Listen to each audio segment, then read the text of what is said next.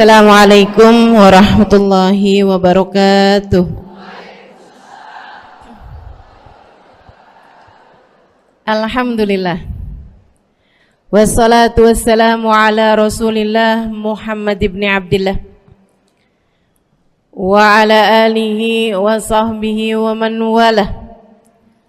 Subhanaka la ilma lana illa ma 'allamtana innaka antal alimul hakim. Rabbi shrah li sadri wa yassir li amri wahlul 'uqdatan min lisani yafqahu qawli.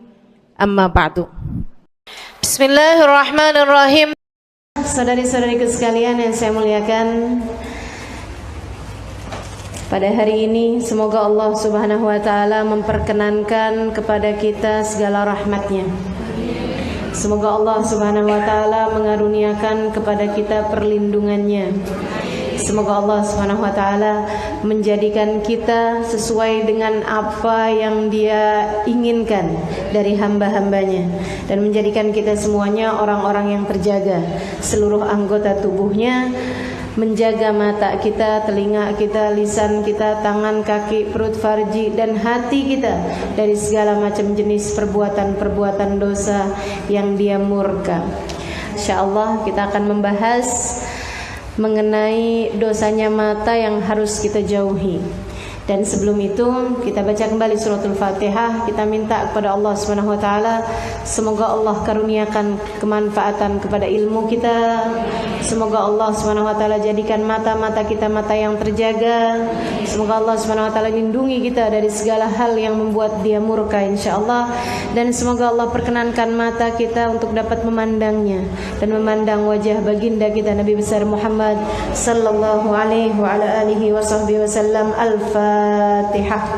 A'udzubillahi minasyaitonir rajim. Bismillahirrahmanirrahim. Maliki yaumiddin.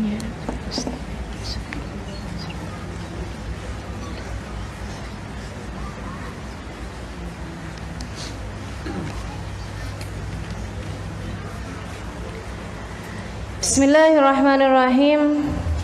Saudariku sekalian yang saya muliakan, ada beberapa hal yang akan kita bahas mengenai dosa mata ini. Yang pertama, kenapa kita harus meninggalkan dosanya mata? Kenapa kita mesti jaga mata? Ada 6 perkara membuat kita seharusnya menjaga mata-mata kita. Yang pertama, teman-teman saudariku sekalian saya muliakan, Allah perintahkan kita untuk menjaga mata. Kata Allah Subhanahu wa taala dalam Al-Qur'an, "Kullil mu'minin yaghuddu min absarihim wa yahfadhu furujahum, dzalika azka lahum."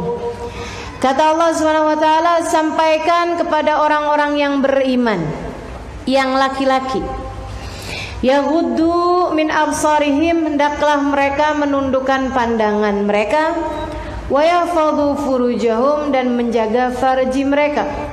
Wa kullil mu'minat, dan sampaikan kepada orang-orang yang beriman yang perempuan, yaghdudna min absarihinna, agar mereka dapat menjaga pandangan mereka. Teman-teman, ibu-ibu, adik-adik, anak-anakku sekalian yang saya muliakan, Allah yang telah menghadiahkan kepada kita mata, dan Allahnya pesan sama kita. Katanya Allah SWT, tundukkan pandangan, tundukkan pandangan, tundukkan pandangan.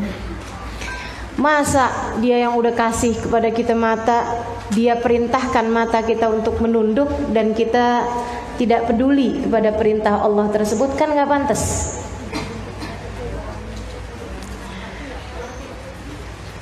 Apalagi mata yang dipakai buat berbuat dosa, dengan kita biarkan melihat kepada yang diharamkan Allah. Itu sama aja kayak ada kita kasih kepada anak kita sepatu.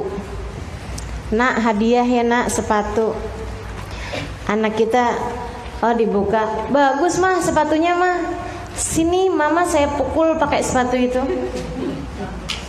Ini kan durhaka namanya.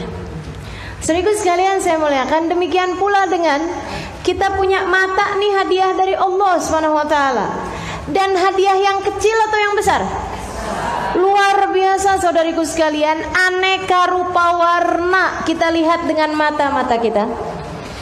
Kita bahkan bisa membedakan antara merah tua, merah darah, merah marun, merah cabe, merah fanta, merah bata, merah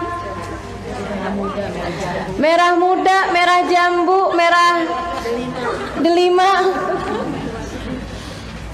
Masya Allah, semuanya tuh baru merah aja udah berapa rupa merah. Kita bahkan bisa membedakan gitu ya. Muka cantik, muka cantik tidak terlihat, gitu kan? Muka cantik tapi lagi marah, muka cantik tapi lagi seneng, muka cantik tapi lagi manyun, muka cantik, subhanallah luar biasa bener gitu. Hanya dari setitik mata. Teman-teman sedikit sekalian, ini mata ini bukan semuanya yang bisa ngelihat. Kan hanya bagian yang item-itemnya aja, dan itu pun gak semuanya. Hanya satu titik tengah-tengah itu aja, kecil segitu. Tapi subhanallah luar biasa, dengannya kita melihat keindahan semesta. Dengannya kita dapat membaca, dengannya kita dapat mengeja alam semesta. Dengannya kita bisa merasakan keagungan, keajaiban yang luar biasa. Maka teman-teman saudariku sekalian, nih yang ngasih kepada kita mata nih, pesan sama kita, tundukkan pandangan kalian dari yang haram. Masa dia yang udah ngasih segininya, kemudian dia ngasih perintah segitu doang kita tidak laksanakan? Maka saudariku sekalian, satu alasan kenapa kita harus menundukkan pandangan kita, menjaga mata-mata kita adalah karena Allah memerintahkan. Allah kasih perintah buat kita tundukin mata. Apalagi dijanjiin sama Allah, yaghuddu min absarihim wa yahfadhu furujahum. Kalian kalau jaga mata, kalian bisa jaga farji. Kan gitu ya? Jaga mata, kemudian jaga farji. Dzalika azkalakum. Ini lebih baik bagi kalian, lebih suci bagi hati kalian. Masya Allah. Jadi semuanya bermula dari mata, kemudian turun ke hati. Maka yang pertama, kenapa kita harus melaksanakan, harus menundukkan pandangan? Karena Allah Subhanahu wa Ta'ala memerintahkan. Perkara yang kedua, saudariku sekalian yang saya muliakan, matanya ini amanat dari Allah Subhanahu wa Ta'ala, titipan dari Allah. Allah perintahkan. Yang kedua, karena kan amanat dia. Allah itu kasih kepada kita mata bukan melulu sebagai hadiah, tapi juga sebagai amanat. Kita kalau dikasih amanat dari orang yang kita muliakan, kayak gimana coba kita jagain amanat tersebut? Guru kita nitip sama kita barang, buku misalnya, bolpen misalnya, tolong ya jagain ya, tolong ya jagain ya. Kayak apaan kita akan jaga barang tersebut? Karena itu adalah amanat dari orang yang kita muliakan. Suami kita misalnya nitip kepada kita barang, cuman kalau contohnya suami rada repot, karena jarang-jarang ada istri yang memuliakan suaminya itu ya. Sehingga sekalian, kalau ada yang kemudian memuliakan orang yang sangat kita muliakan, sangat kita hormati, kemudian orang tersebut menitipkan sesuatu, kan pasti akan kita jaga dengan sebagus-bagusnya titipan tersebut. Apalagi ini yang nitipin bukan hanya zat yang kita hormati, bukan, akan tetapi yang memiliki nasib hidup kita, bahagia sengsara kita. Bahkan saudariku sekalian, mata kita ini, kalau Allah ngelihatnya ini nggak pinter jaga amanat, aku ambil aja deh. Melek mata jadi buta pagi-pagi hari, gimana rasanya? Ah nggak mungkin Ustazah. Siapa bilang? Saya ikut sekalian, satu hari ayah saya telepon. Dia bilang, Nok, ini nih abang kamu nih kesian bener, katanya matanya nggak ngeliat. Ya Allah, paniknya saya langsung cari-cari tahu. Saya ikut sekalian, Langsung dibawa ke rumah sakit Jakarta sini, diperiksa-periksa sama dokter. Dan itu ternyata matanya berkurang penglihatannya hanya menjadi sekitar 10%-an aja. Yang sebelah. Dia kemudian di laser, di ini, di apa segala macam gitu ya. Dan akan mudah-mudahan akan kembali penglihatannya yang sebelah itu dalam kurun waktu yang sangat lama. Saya tanya, kenapa dok? Kata dokternya, virus ngerogotin mata dan hitungannya hanya beberapa jam saja. Dan kalau nggak segera cepet-cepetan di laser atau diapain, akan berpindah menular kepada yang sebelahnya dan akan membuat kebutaan hanya dalam hitungan jam. Saudaraku sekalian saya muliakan, Allah ngasih kepada kita mata. Dan inna lillahi wa inna ilaihi rajiun. Semua adalah milik Allah dan hanya kepada Allah lah kembali. Semua milik Allah dan hanya milik Allah lah kendali terhadap sesuatu tersebut. Yang artinya kalau Allah Subhanahu wa taala bilang, "Nih anak nggak pinter jagain matanya, ambil aja deh lagi biar nggak banyak dosanya." Kemudian mata kita menjadi buta. Mungkin apa nggak mungkin? Mungkin banget. Maka saudariku sekalian yang saya muliakan, jaga mata. Yuk belajar buat kita jaga mata kita, agar kita dapat menjalankan amanat sebagaimana mestinya, agar Allah Subhanahu wa taala menambahkan mata tersebut kepada kita sekalian ketajamannya, bukan nambah bilangannya ya, tumbuh mata sini gitu enggak, tapi menambah ketajamannya, sebab Allah Subhanahu wa taala mengatakan la in syakartum la azidannakum. Kalau kalian syukuri, niscaya akan aku tambahi. Teman-teman sekalian, ada orang-orang pernah nanya sama saya, Ustazah nggak pakai kacamata lagi? Karena beberapa tahun yang lalu teman-teman lihat saya pakai kacamata. Ini jadi pertanyaan semua orang nih kayaknya ya. Subhanallah, saya itu pakai kacamata dari sejak umur saya 19 tahun. Pakai kacamata terus aja gitu. Ketika saya pulang ke Indonesia umur 22 tahun, saya sempat nggak pakai kacamata. Tapi kemudian 23 tahun ya, umur 23 tahun, saya nggak sempat nggak pakai kacamata, tapi kemudian sakit kepala hampir setiap malam. Saya periksa, saya pikir apa nih gitu, kenapa sakit kepala terus, serem-serem juga, ada apa gitu di kepala saya. Tapi terus ada seorang teman bilang, kan Ustazah dulunya pakai kacamata, barangkali mungkin karena ini nih matanya. Saya periksa ke dokter mata bilang iya, ini terlalu lelah matanya, jadi kayak dipaksa lebih dari kapasitas dia gitu. Jadi akhirnya saya pun kemudian bilang, yaudah dok kalau gitu kasih saya vitamin aja. Dia bilang nggak bisa, kamu harus pakai kacamata dan nggak boleh dilepas kecuali saat tidur. Ya udah, dengan terpaksa saya pun kembali pakai kacamata. Seneng sih kelihatan rada pinter.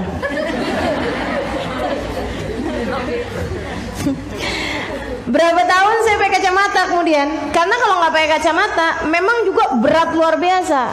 Kayak baca sesuatu tuh hanya beberapa lembar udah capek matanya gitu. Tapi kalau pakai kacamata berapa puluh lembar insya Allah gitu maksudnya.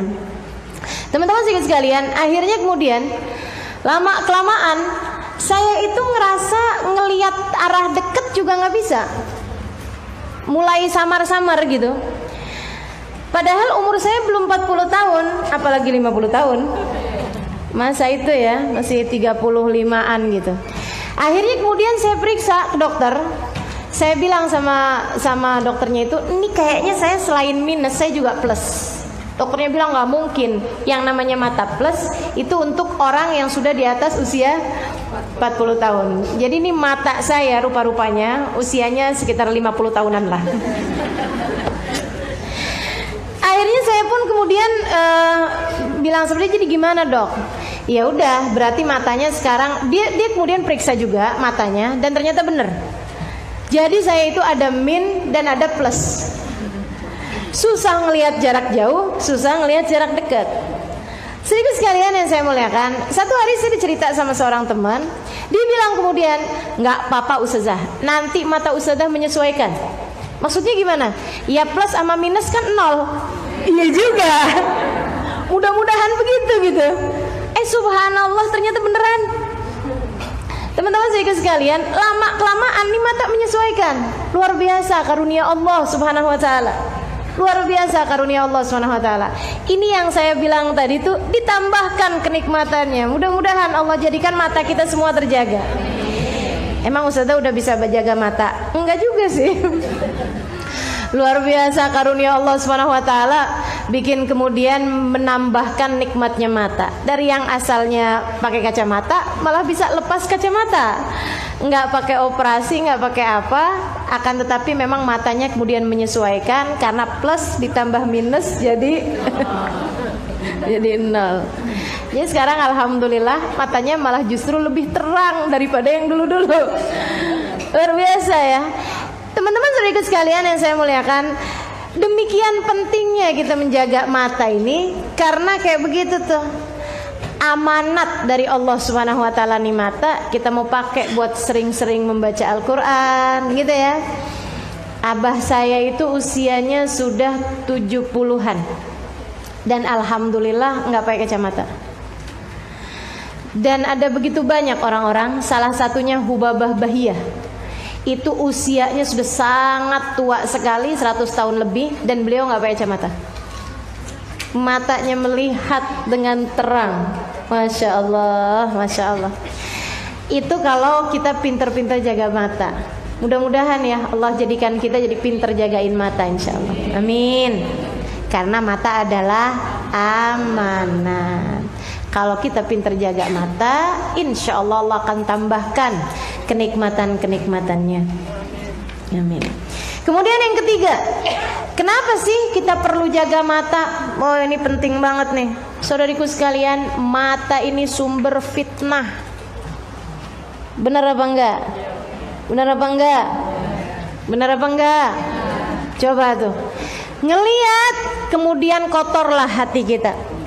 Ngelihat kemudian jadi sibuklah pikiran kita. Ngelihat kemudian jadi tidak terjagalah hati-hati kita. Makanya judulnya, tundukkan pandanganmu, lapanglah hatimu. Sebab berapa banyak kita melihat sesuatu yang kemudian menjadi hati kita sempit, yang membuatkan hati kita jadi sempit.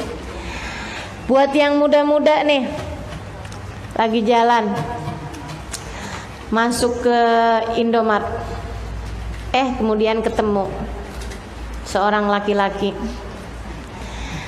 Mata kita nyurut nunduk, tapi kemudian hati kita sayang-sayang rezeki. Rezeki ditolak gitu. Katanya kan nggak boleh nolak rezeki. Akhirnya kita jadi ngelihat. Ini adik-adik ini ya, saya rasa ini udah bukan lagi masalah buat ibu-ibu. Tapi kalau ternyata masih jadi masalah buat ibu-ibu juga, karena hati tak pernah tua, jiwa selalu muda. Teman-teman saya sekalian, akhirnya kemudian, ya ampun cakepnya, Allah gantengnya, gitu ya. Akhirnya sholat, Allahu Akbar. Kapan lagi bisa ketemu ya? Gimana caranya kenalan ya? Rusak nih, sholat jadi rusak, ini semua jadi rusak. Gara-gara apaan? Ngelihat, gara-gara mata. Karenanya kemudian kita perlu jaga mata, teman-teman saudaraku sekalian. Kenapa? Karena ianya adalah merupakan sumber fitnah. Nggak kelihatan lebih aman, nggak kelihatan lebih aman. Karenanya jadi sumber fitnah nih bagi kita sekalian. Apa-apaan tuh mendingan tundukin pandangan, jangan segala-gala dilihat gitu. Kalau di jalan tundukin pandangan. Alhamdulillah nih kan semuanya udah pakai jilbab, gitu ya. Saya rasa mudah-mudahan nggak di sini, nggak di sana selalu pakai jilbab, gitu ya. Apa ada yang masih di sini doang pakai jilbabnya? Kalau belanja ke tukang sayur nggak pakai jilbab? Ini yang senyum-senyum merasa nih kayaknya. Baik saudaraku sekalian saya muliakan. Nah tinggal udah kita tutup auratnya, tinggal kita tundukkan pandangan kita. Jadi kita juga nggak bikin dosa. mana-mana gitu. Kita tundukin pandangan, orang juga ada susah kan mau ngelihatnya. Jadi saudaraku sekalian seperti itu. Dan ini masalah menundukkan pandangan nih, bukan hanya untuk mereka yang terlihat wajahnya, bahkan yang pakai cadar juga kan matanya ngelihat, gitu ya. Makanya emang lebih ekstra lagi harus menundukkan pandangan. Begitu. Jadi teman-teman saudaraku sekalian, yang ketiga, kenapa kita perlu untuk menjaga mata kita? Karena mata kita adalah merupakan sebab fitnah. Di cerita yang pernah saya sampaikan juga beberapa waktu yang lalu, ada seorang laki-laki di depan rumahnya. Ketika kemudian pemuda umur 20-an tahun, ketika kemudian masa itu belum banyak orang punya kamar mandi. Ada seorang perempuan lewat depan rumahnya kebelet. Dia punya kamar mandi dalam rumah. Jadi pas dia lewat begitu, perempuannya kemudian, "Pak, Mas, Bang, ainal hammam, di mana sih kamar mandi?" Katanya gitu. Kata laki-laki tersebut, "Nih di rumah saya punya kamar mandi." "Oh, boleh numpang nggak?" "Iya, silakan aja." Masuklah perempuan tersebut. Ketika masuk, perempuannya ini memang nggak bisa jaga diri dan laki-lakinya nggak bisa jaga pandangan. Si perempuan kemudian lepas kerudungnya, lepas penutup wajahnya, lepas baju luarnya, tapi masih pakai baju, bukan baju dalam yang itu doang, bukan. Maksudnya ada, iyalah gitu ya. Tapi membuat dia cukup terlihat tangannya, terlihat kakinya, dilepas kaos kaki kan begitu ya. Dan terlihat wajahnya, terlihat lehernya seperti itu. Laki-lakinya nggak bisa jaga pandangan, diliatin gitu. Mestinya begitu dilihat perempuannya tersebut kemudian lepas sesuatu, langsung tundukin pandangan dan pergi.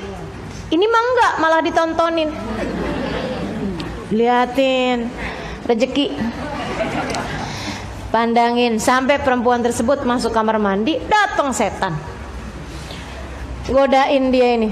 Wah, nih ya, cakep bener nih cewek, kulitnya mulus, wajahnya cantik.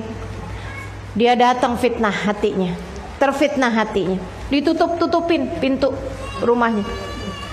Begitu si perempuan tersebut keluar dari kamar mandi, dia mulain pakai bajunya.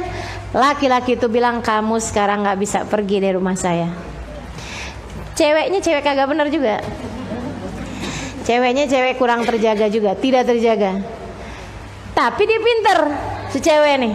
Jadi gitu ngelihat laki-lakinya ini kayak begini, dia bilang kemudian tanpa ada rasa takut, "Oh, kamu mau begituan? Kamu mau kita pacaran? Tenang aja, kamu cakep juga kok. Emang kamu pikir saya nolak?" "Enggak kali," dia bilang gitu. "Ayo kalau kamu mau. Cuman masalahnya," katanya si perempuan ini, "saya ini lapar sekarang."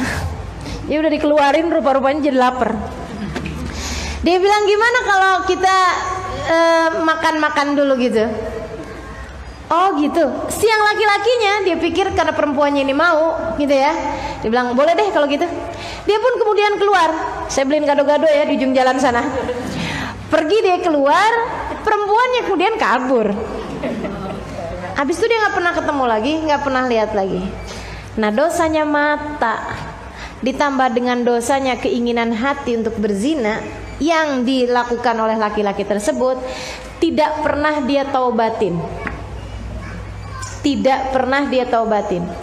Jadi setiap kali dia ingat gitu ya, bukannya dia astagfirullah dulu tuh ya nggak bisa jaga mata, ngajakin orang zina, astagfirullah, nggak gitu. Tiap kali dia ingat dia malah mikir, kenapa bego banget gue, kenapa pakai segala beli gado-gado saya gitu. Saudaraku sekalian, laki-laki ini kemudian menikah, laki-laki ini kemudian punya anak, laki-laki ini kemudian tuanya, dia kemudian anak-anaknya besar-besar dia kawinkan sampai punya cucu di usia di atas 60-an tahun, 70-an tahun, datang sakaratul maut. Itu dosa saat umur dia 20 tahun, teman-teman. Dan ini sekarang saat dia sakaratul maut umur 70 tahun, teman-teman saudaraku sekalian. Lihat betapa kadang fitnahnya mata membuat dosa tersebut tidak terampuni di sisi Allah Subhanahu wa taala. Dan karena memang dia sendiri juga memang tidak pernah taubati, sampai membuatnya terhalang dari iman di saat mati. Di saat sakaratul maut, istrinya mentalkin, keluarganya mentalkin, la ilaha illallah. Ngaco mulutnya, meracau mulutnya. Dia bilang gini, dulu ada cewek cakep nih, la ilaha illallah, lewat depan rumah gue. La ilaha illallah, nyari kamar mandi katanya. La ilaha illallah, gue tunjukin aja kamar mandi dalam rumah gue. La ilaha illallah. Ceweknya masuk buka kerudungan. La ilaha illallah. Enggak bisa. Gue nyesel kenapa gue beli gado-gado. Terus saja ngeracau lidahnya, lisannya, dan menghalangkan dia dari berucap kalimat la ilaha illallah. Sedih benar. Mata penyebab fitnah. Itu alasan ketiga kenapa kita perlu menjaga mata-mata kita. Andai dia tundukkan pandangan, andai kita tundukkan pandangan, maka aman kita dari segala fitnah-fitnah tersebut itu. Adik-adik yang belum nikah lebih harus ekstra lagi jagain pandangan. Ibu-ibu yang udah pernah nikah mesti lebih sering ngelihat suaminya dengan pandangan kagum. Mesti lebih sering terpesona dengan suaminya, sehingga kita tidak harus terpesona dengan yang haram di luaran sana.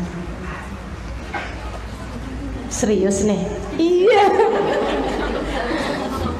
Ustazah bercanda? Kagak. Serius saya. Ada dulu seorang laki-laki datang kepada syekhnya. Bukan dulu sih. Dia bilang sama syekhnya, ada seorang laki-laki bertanya kepada gurunya. Dia bilang, "Syekh, ada apa dengan saya ini? Kenapa kamu?" "Saya dulu sebelum menikah sama istri saya ini," dia bilang, "saya ngelihat semua perempuan gak ada yang cantik kecuali calon istri saya. Dan awal-awal nikah seperti itu keadaannya. Saya ngelihat gak ada cewek cakep kecuali istri saya." Dia bilang gitu. "Sekarang nih Syekh, saya lihat semua orang cakep kecuali istri saya."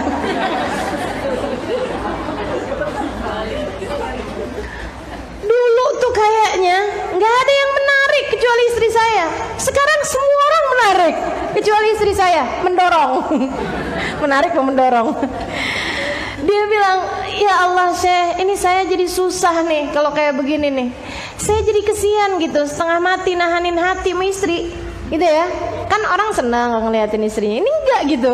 Dia setiap kali ngeliat istrinya senep. Apa yang terjadi dalam diri saya, Syekh?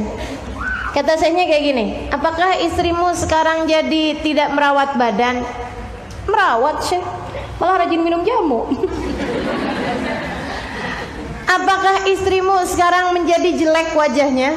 Misalnya apalah gitu ya, banyak bisul di mukanya, jerawat, apa gitu." Dia bilang, "Enggak Syekh, istri saya tetap rapi, cantik." "Apakah istrimu gak pernah berdandan di rumah?" "Dandan Syekh." Ayo nih istri-istri yang gak pernah dandan, perhatian ini ya. Jadi dia bilang, "Dandan saya istri saya, cantik dia, kalau di rumah rapi, cantik gitu, dandan." "Apakah, mohon maaf, karena mungkin melahirkan anak-anakmu, sekarang istrimu badannya jadi gak jelas? Dulu kayak gitar, sekarang kayak kulkas."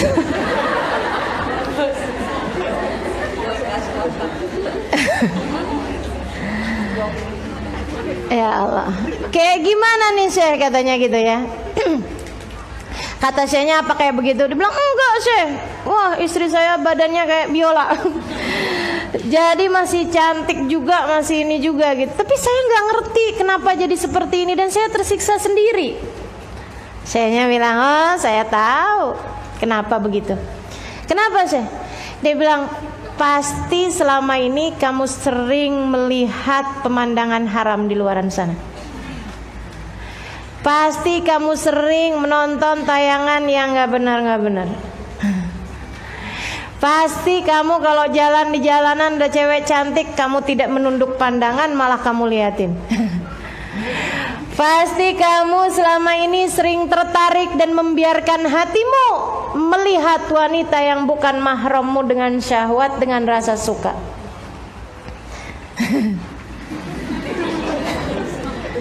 Iya kan? Iya Syekh, bener semua tuh yang saya bilangin tadi. Kata Syekhnya, aku beritahu kepadamu Pak, ketika kamu tertarik kepada yang haram, Allah halangkan darimu kenikmatan yang halal. Catat teman-teman saudaraku sekalian. Nggak, maksudnya bukan catat, langsung catat gitu. Ingetin. Aduh, ibu-ibu ini lucu ya. Nggak ibu-ibu, nggak adek-adek, nggak anak-anak, visual sekali gitu. Begitu dengar catat langsung. Maksudnya itu perkara penting gitu. Harus diingat-ingat ucapan itu ya. Bahwa ketika dirimu tertarik kepada sesuatu yang haram, Allah akan halangkan dari menikmati yang halal. Dalam segala hal teman-teman saudaraku sekalian, ketika kamu tertarik dengan harta yang haram, Allah akan halalkan kamu dari keberkahan harta yang halal. Ketika dirimu tertarik mendengar yang haram, Allah akan halangkan dirimu dari menikmati yang halal.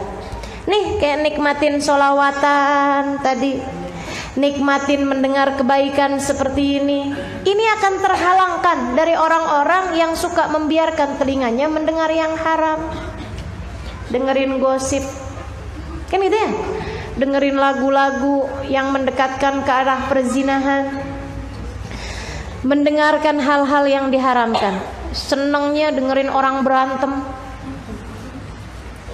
Itu kalau sukanya yang kayak begituan, Allah akan halangkan telinganya dari mendengar. Allah akan halangkan, bukan halalkan. Allah akan halangkan telinganya dari mendengar sesuatu yang halal. Saudariku sekalian, siapa yang tertarik kepada yang haram-haram, Allah akan halangkan dia dari menikmati yang halal. Termasuk seorang istri yang demenannya menikmati yang haram, Allah akan halangkan darinya kenikmatan yang halal. Bahkan andai yang halal-halal tersebut, yang haram-haram tersebut sebenarnya nggak terlalu haram atau enggak pada jalan yang haram. Contoh, ada perempuan kalau diajakin majelis taklim nanyain, yang ngajar siapa? Ustazah. Oh enggak ah, saya mah maunya ustadz. Alasannya kenapa? Ya seneng liatnya, cuci mata. Bahkan kalau dibilangin nih yang ngajar ustadz, ustadznya cakep gak? Ini sebenarnya mau apa sih? Kalau tujuanmu adalah mendengar kebaikan, mestinya ketika mendengar kebaikan dengan mata yang lebih terjaga, kan jadi enak dengernya. Apalagi kalau kemudian di saat dengerin pengajiannya nih, matanya ngeliatin ustadznya sambil mikir, coba laki gue kayak gini. Itu namanya menikmati yang haram, meskipun lewat jalan yang halal. Makanya saudara sekalian, menikmati yang halal lewat jalan yang halal. Itu dua-duanya harus kita kerjain. Kesukaanmu terhadap menikmati yang haram akan membuatmu terhalang dari menikmati yang halal. Jelas ya? Maka teman-teman sekalian, itu tadi yang saya sampaikan. Kenapa kita harus menjaga pandangan? Karena mata adalah sumber fitnah. Sumber fitnah. Kemudian yang berikutnya, kenapa kita perlu jaga mata? Karena ada hadisnya Nabi Muhammad SAW. Ya, kenapa yang keempat ini? Karena orang kalau jagain matanya, dia akan dikaruniai kenikmatan iman, kemanisan iman. Katanya Nabi Muhammad SAW, "Dzaq ta'mal iman, dzaq ta'mal iman." Katanya Nabi Muhammad alaihissalam, mohon maaf, hadisnya bunyinya kayak gini. An-nabar sahmun masmum min sihamil iblisil marjum. Man tarakaha makhafatan minni addaltu imanan yajid halawatuhu fi qalbi qala Allah. Del hadisul qudsi. Melihat adalah sahmun masmum, anak panah beracun yang dibidikan sama iblis. Laki-laki ngelihat perempuan, perempuan ngelihat laki-laki, ya. Ini adalah anak panah beracun yang dibidikan oleh iblis. Jadi kalau dedek yang tadi saya sampaikan masuk ke Indomaret, kemudian ngeliatin ada laki-laki, gitu ya. Nah itu tuh pertama kali ngeliat itu seperti lagi dikasihin anak panah beracunnya iblis, gitu kan? Kena lah kita, terpedaya lah kita. Cakepnya, matanya indahnya, pandangannya teduh, hidungnya kayak alif, bibirnya kayak mim. Ini laki-laki Nabi Muhammad. Alisnya kayak nun. Itu Nabi Muhammad ya. Teman-teman sekalian, ini nih bukan karena wah saya sedang mensyukuri nikmatnya mata. Nggak ada. Itu namanya mengingkari nikmatnya mata. Saudara sekalian, itu adalah kamu sedang terkena anak panah beracunnya iblis, anak panah beracunnya setan. Siang kemudian begitu kena tuh, kalau kita kena, namanya orang kayak kena anak panah beracun kan, langsung kayak lemes gitu kan. Demikian pula dengan perempuan ataupun laki-laki yang terkena anak panah beracun ini, langsung kayak gini. Lihat lagi ah, iya. Tuh kalau di iklan gitu ya, apa tuh namanya, kesan pertama begitu menggoda, gitu. Ayo jadi kemudian kepengen lihat lagi. Nah itu kalau kita ngelihat lagi kemudian, itu dia, kita udah terkena jerat anak panahnya setan tadi ini. Apalagi kalau kemudian kita samperin, pura-puranya jatuhin barang. Aduh, nih adik-adik nih, hati-hati, jangan kena anak panahnya setan. Karena si yang perempuan kena anaknya setan, anaknya setan, anak panahnya setan. Si yang laki-laki juga kayak begitu. Ya Allah, ya Allah. Dari sanalah fitnah bermula. Dari sana fitnah bermula. Nabi Muhammad ngasih arahan. Kata Nabi Muhammad alaihissalam, Allah berfirman, man tarakaha makhafatan minni, siapa yang meninggalkan melihat yang haram tadi ini dengan menundukkan pandangannya, makhafatan minni, karena takut kepada Allah Subhanahu wa taala. Ya Allah, gitu kan, buru-buru nyari rak yang kosong.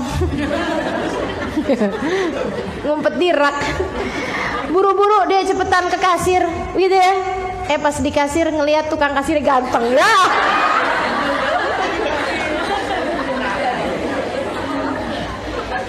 Saudara sekalian, cepetan dia keluar dari tempat tersebut, nundukin pandangan, gitu ya. Mantarakah makhafatan minni, ya Allah jaga saya, ya Allah, ya Allah, ya Allah, gitu kan.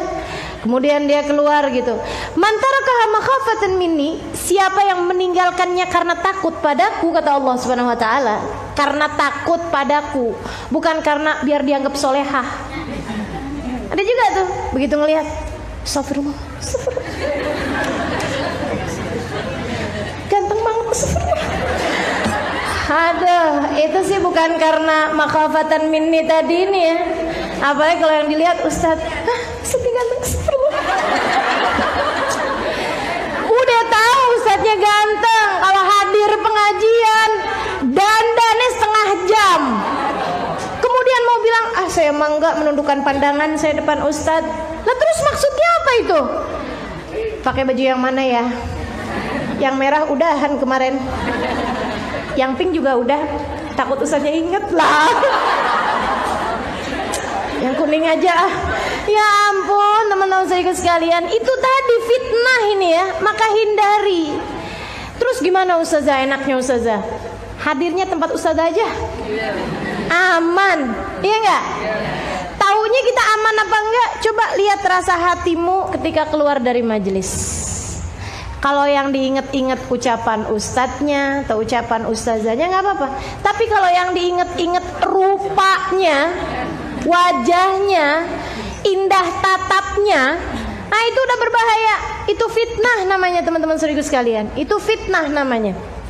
Makanya mau udah lebih aman deh, jauh lebih aman. Kalaupun memang kamu mau hadir tempatnya ustadz atau mau di tempatnya Habib gitu ya, maksudnya yang laki-laki gitu ya, duduknya 30 meter jauhnya, nggak kelihatan gitu kan, nggak tahu gitu ustadznya lagi ngapain gitu, dari jauh-jauhan aja.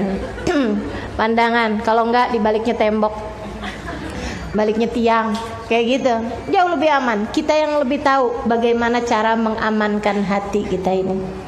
Saudaraku sekalian, hati kita nggak terjaga, jangan dikira saya mah aman, hati saya terjaga. Kan banyak yang ngerasa kayak begitu. Nggak ada ceritanya. Emang hatimu hatinya siapa? Sayyidina Umar aja nggak merasa aman, Sayyidina Utsman nggak merasa aman, para ulama kita nggak merasa aman, Robiah Al-Adawiyah nggak merasa aman. Sudah seperti seindah hati Robiah Adawiyah kang kau sampai merasa aman. Oh tenang, saya mau ustazah, biar kata ngelihat ustadz gantengnya kayak gimana, hati saya tenang aja ustazah, nggak ada apa-apa di hati saya, hati saya terjaga. Waduh, nggak percaya saya. Saya bukan nggak percaya kepadamu, saya nggak percaya sama setan. Kan setannya udah bilang, anak panah beracun, jangan kira saya profesional, kata setan. Profesional, pengalaman kerja ribuan tahun, teman-teman. Mau kita tandingin kayak gimana? Kita baru hidup berapa puluh tahun? Kita baru ngaji berapa bulan? Mau nyaingin setan dengan kinerja sudah dari sejak zamannya Nabi Adam. Nabi Adam bisa dia perdaya, apatah lagi kita, Halimah Idrus. Nggak percaya saya, nggak percaya. Bukan nggak percaya sama diri saya, insya Allah dengan pandangan Allah gitu ya Allah jaga. Akan tetapi saya nggak percaya sama setan yang kemudian mengelabui kita. Saya bukan nggak percaya kepada teman-teman yang ada di sini, saya percaya. Akan tetapi saya nggak percaya sama setannya yang selalu membisik-bisikan hatimu. Dan saya juga nggak percaya, terus terang aja, bahwa kita semua bisa menghindar dari godaan setan. Nggak ada. Jika bahkan kepada Nabi Muhammad Allah mengajarkan, Qul a'udzu birabbin nas, malikin nas, ilahin nas, min syarril waswasil khannas. Katakan wahai Nabi Muhammad, aku berlindung kepada Tuhan manusia, pemelihara manusia, pemilik manusia, dari kejahatan setan yang selalu membisik-bisiki dalam hati manusia. Jika Nabi Muhammad disampaikan seperti itu, bagaimana pula dengan kita? Bagaimana pula dengan kita? Makanya emang mesti minta perlindungan terus-terusan sama Allah. Tundukkan pandanganmu, jaga matamu, agar kita semuanya dijadikan orang-orang yang selalu berada dalam jalan yang benar. Jadi saudaraku sekalian, saya muliakan seperti itu. Nah hadisnya kemudian bilang, man tarakaha makhafatan minni, siapa yang meninggalkan melihat yang haram makhafatan minni, karena takut kepadaku, kata Allah, abdaltuhu imanan, aku akan taruhkan dalam hatinya keimanan. Aku akan gantikan. Kenapa bahasanya gantikan? Karena dalam melihat tersebut ada kesenangan. Makanya Allah bilang, gak apa-apa, kamu tundukin aja pandangan matamu karena aku akan gantikan dengan kesenangan yang lain dalam hatimu. Berupa kesenangan apa ya Allah? Abdaltu imanan, kata Allah. Aku akan gantikan kesenangan dalam hatimu tersebut dengan keimanan. Yajid halawatuhu fi qalbi, yang kamu akan merasakan manisnya di dalam hatimu itu. Jadi saudariku sekalian yang saya muliakan, tundukkan pandangan. Kenapa? Agar Allah mengaruniakan manisnya iman dalam hatimu. Gitu. Jadi setiap kali nih kayak kepengen lihat, kayak pengen natap, kayak kepengen nonton, gitu ya. Sesuatu hal yang kita tahu nih, kalau kita nonton nih masalah nih buat hati kita, nggak pinter kita jaga hati kita. Kalau seperti itu, saya nggak lagi bilang bahwa nonton semuanya haram. Ada yang haram, ada yang nggak. Kita semua tahu mana yang haram, mana yang enggak. Lihatin aja rasa hati sesudahnya seperti apa. Kan begitu ya? Maka teman-teman sekalian, kalau misalnya kita kemudian menghindari itu semuanya, nih, yajid halawatu fi qalbi, Allah akan gantikan buat hati kita iman yang kita rasakan manisnya dalam hati.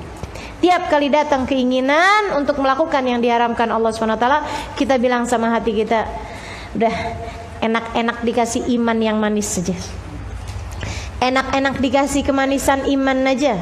Maka saudariku sekalian yang saya muliakan, kenapa ya saya kalau baca Al-Quran, kenapa gitu tidak berlinangan air mata saya?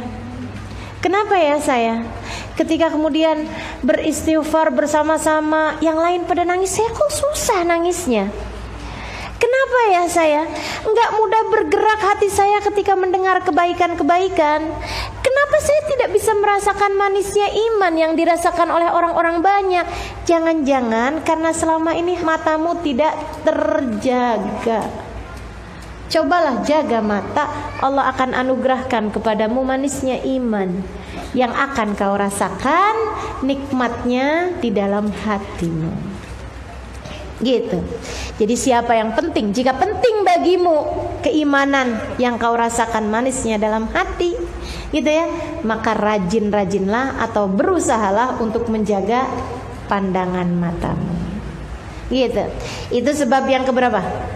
Kenapa kita harus menjaga mata? Agar kita merasakan manisnya iman.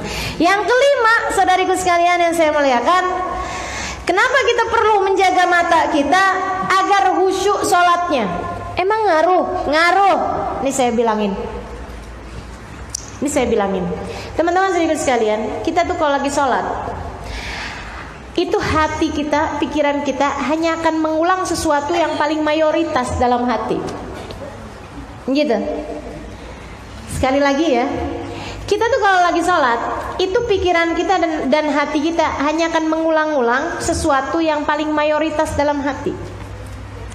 Susah banget kita bisa khusyuk dalam sholat kalau dalam hati kita nggak ada Allah, kalau dalam hati kita nggak ada kemuliaan kepada Allah, kalau dalam hati kita tidak ada pengagungan kepada Allah. Coba perhatiin aja kita begitu misalnya sebelum sholatnya habis bercanda, begitu kita masuk dalam sholat yang kita ingat bercandaan kita, betul nggak? Kita kalau sebelum sholat nih habis nonton pertandingan bola, timnas kalah ya, Ustazah tahu, gimana nggak tahu? Teriakannya orang-orang di sekeliling kenceng bener. Akhirnya kan saya tanya juga, kalah ya? Ya Allah. Saudaraku sekalian yang saya muliakan, kita misalnya habis nonton sesuatu, habis nonton pertandingan bola misalnya gitu. Begitu sholat nih, Allahu Akbar, yang kebayang apaan? Bola. Nggak jauh-jauh gitu.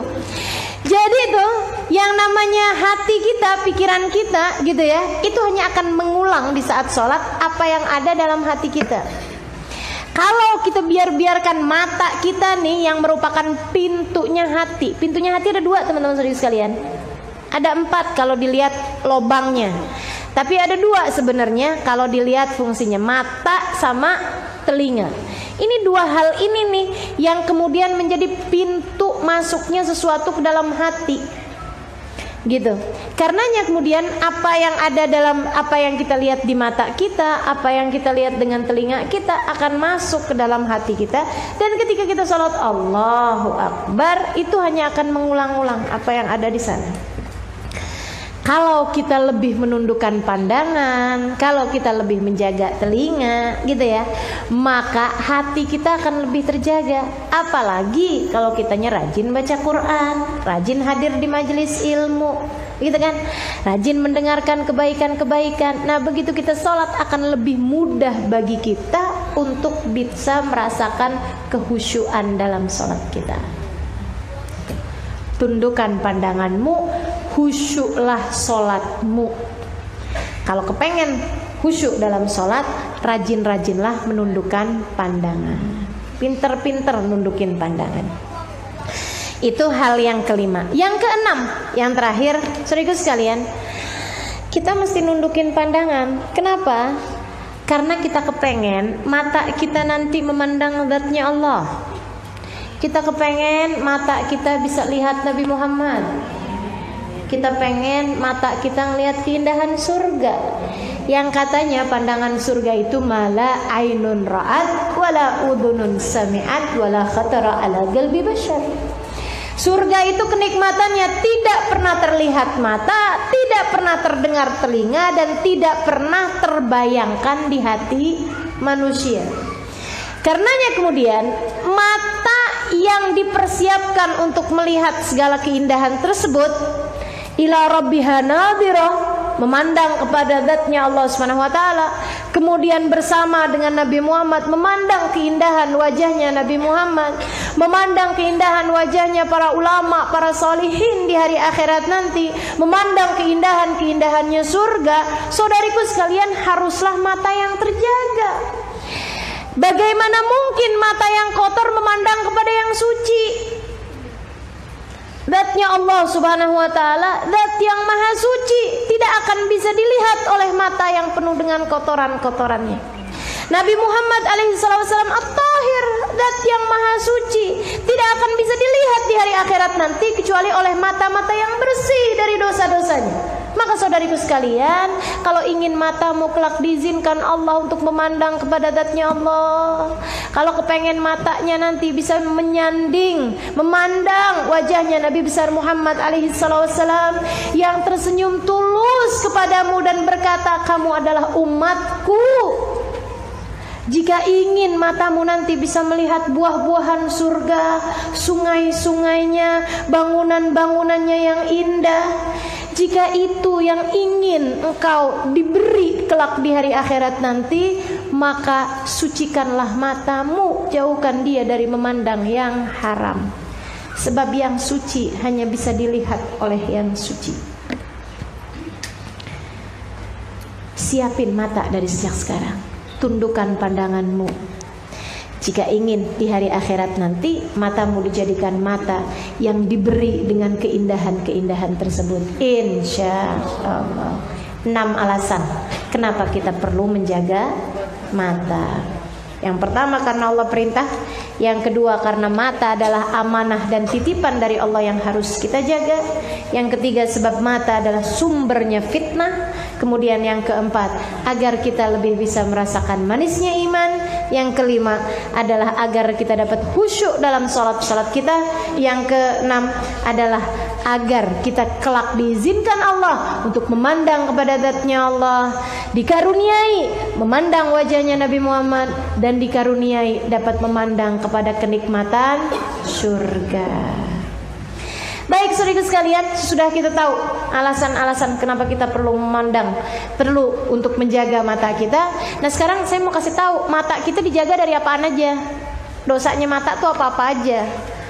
Karena sebagian sudah kita bahas tadi itu ya. Dan sebagian sudah pada tahu dosanya mata tuh apa aja. Yang pertama, dosanya mata memandang dengan syahwat.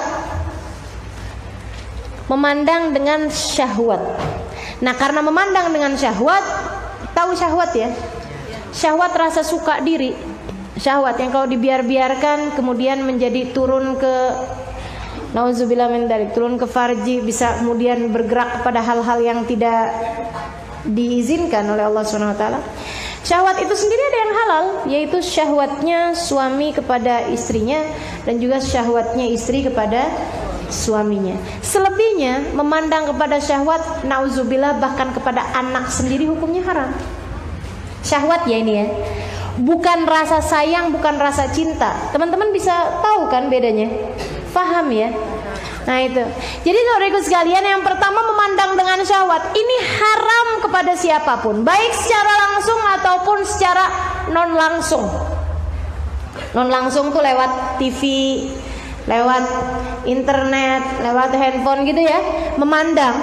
Itu pokoknya yang namanya dengan syahwat, memandang kepada siapapun haram hukumnya, bahkan kepada sesama jenis. Pokoknya yang namanya memandang dengan syahwat hukumnya adalah haram. Hukumnya adalah haram, dan untuk itu kita harus menundukkan pandangan. Itu satu.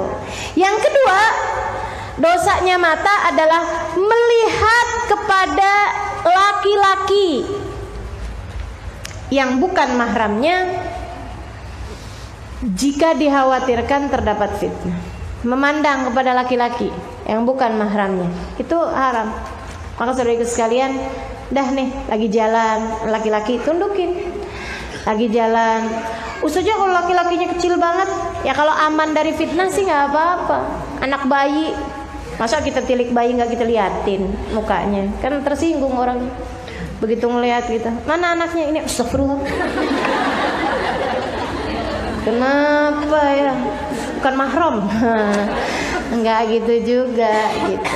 Jadi kalau aman sih, aman dari fitnah nggak apa-apa. Tapi kalau yang kira-kiranya di usia-usia yang nggak aman, mulai masuk usia remaja gitu ya. Kalau laki-laki tua gimana Ustazah? Ya kalau laki-lakinya tua dan takwa, ini ya, tua dan takwa gitu, itu aman dari fitnah saya kira. Dan syaratnya mesti dua-duanya, kitanya aman dari fitnah, dianya aman dari fitnah gitu. Sebab kenapa saya bilang tua dan takwa? Ibu-ibu mohon maaf, ada banyak laki-laki yang tua-tua keladi, bukan tua-tua takwa gitu ya. Makin tua makin jadi. Nah itu kan serem kita. Makanya kita dengar ada kabar kakek-kakek perkosa cucunya. Nauzubillah min dzalik. Gitu. Jadi masalahnya ngelihatnya tersebut itu adalah untuk seseorang yang aman dari fitnah, gitu kan. Laki-laki jika tidak aman dari fitnah, semuanya haram untuk dilihat. Kemudian yang ketiga, maksudnya yang tidak sejenisnya. Kalau laki-laki berarti haram untuk melihat perempuan. Dan ini dalilnya adalah apa yang diceritakan oleh Sayyidah Aisyah. Katanya Sayyidah Aisyah, kami sedang ada di rumah, saya dengan salah satu istri Nabi Muhammad yang lain. Saya tidak ingat betul apakah itu adalah Hafsah atau Salamah. Yang penting adalah Sayyidah Aisyah dengan ada istrinya Nabi Muhammad SAW yang lain. Ketika datang seorang bernama Abdullah ibn Ummi Maktum. Ya, Abdullah bin Ummi Maktum. Abdullah bin Ummi Maktum ini orangnya buta. Laki-laki buta. Dia kemudian masuk ke rumah Nabi Muhammad untuk tanya kepada Nabi Muhammad SAW berbagai macam permasalahan dalam Islam. Nabi kemudian memerintahkan Sayyidah Aisyah dengan istri Nabi Muhammad yang lain ini untuk masuk. Kata Nabi Muhammad, udkhula, masuklah kalian berdua gitu kan. Ya Rasulullah, kata Sayyidah Aisyah, bukankah dia alaysa huwa a'ma? Bukankah dia buta Rasul? Ya kan dia nggak bisa ngelihat kita nih gitu. Jadi kan nggak apa-apa juga kalau kita ada di situ. Orang dia buta, dia nggak bisa ngelihat kita. Katanya Nabi Muhammad alaihissalam, afa amyani antuma? Emang kalian berduanya buta? Maksudnya kalau dia buta, kalian berdua buta sih nggak apa-apa, gitu ya. Tapi kalau misalnya kalian berduanya nggak buta, kan kalian berdua nggak buta nih.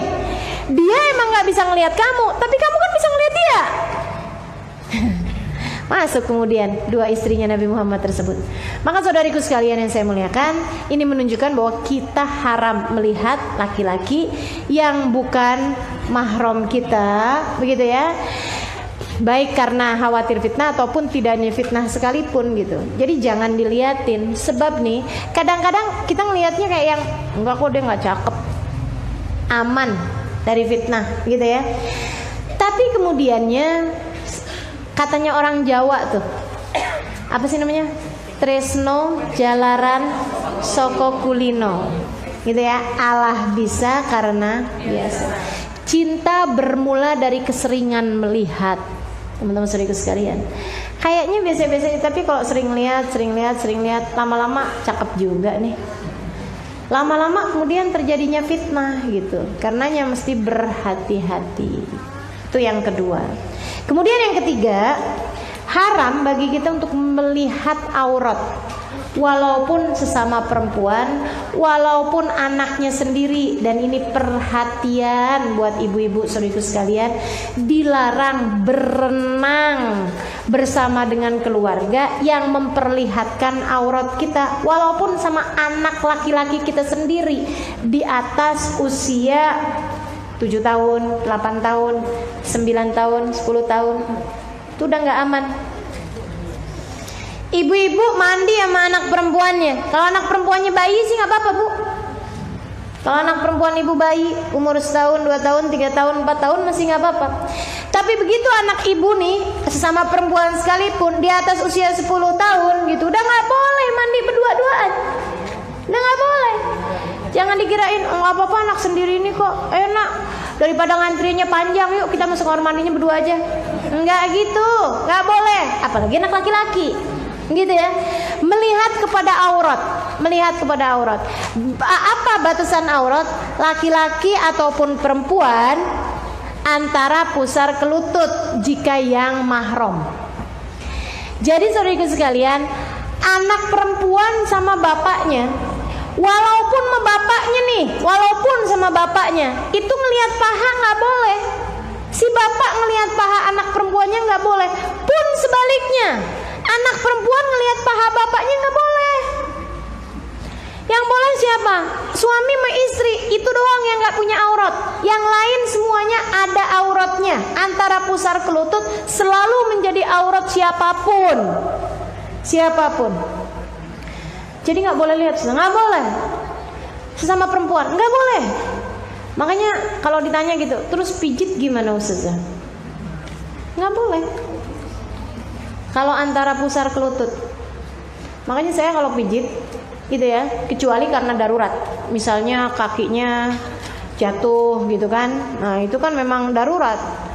Kalau enggak pincang, kalau enggak sakit gitu ya, memang harus dipijit, ya itu silakan aja. Sama halnya dengan dokter, kalau memang ada yang sakit, ya itu juga mesti harus pilih dokter perempuan. Kalau nggak ada dokter perempuan, baru kemudian boleh dokter laki-laki. Makanya ibu-ibu jangan ada yang periksa dalam sama dokter laki-laki ya. Di Jakarta nih hukumnya haram. Kenapa gitu? Karena di Jakarta banyak dokter perempuan. Ustazah dokter perempuannya nggak pengertian, nggak ada urusan sama pengertian. Ini hukum syariat agama Allah Subhanahu Wa Taala harus kita dirikan.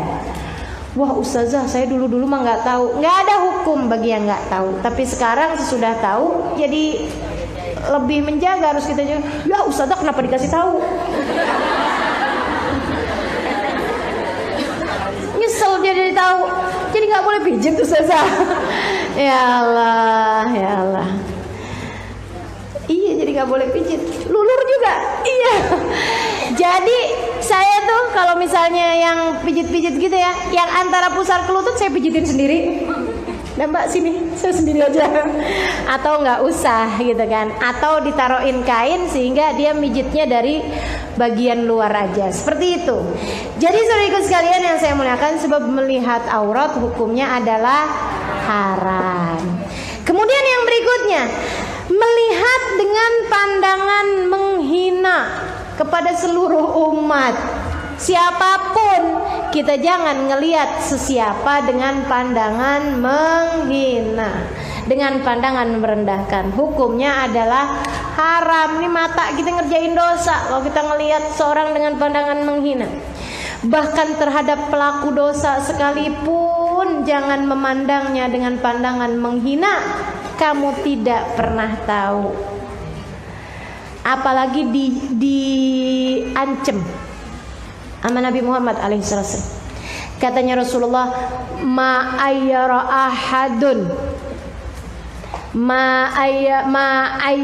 ahadun min ibadillah illa wa waqa'a mithluhu qabla an yamut. Tidaklah seseorang memandang dengan pandangan menghina, kemudian mentakyir, kemudian mengejek gitu ya. Jadi mata ngelihat, kemudian mulutnya komentar dengan komentar nyinyir. Nah, ini sekarang bahasanya ada nih. Ayar nih kayaknya dari bahasa nyinyir tuh kayaknya dari asal kata bahasa Arab ya. Karena mirip tuh. Nyinyir bahasa Arabnya ta'yir. Mirip ya.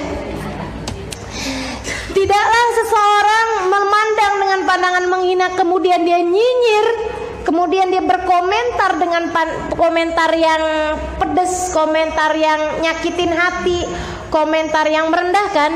Illa waqa'a mithlu qabla an yamut, kecuali dia pasti bakal mengerjakan apa yang dia hinakan tersebut sebelum dia mati. Ngeri amat.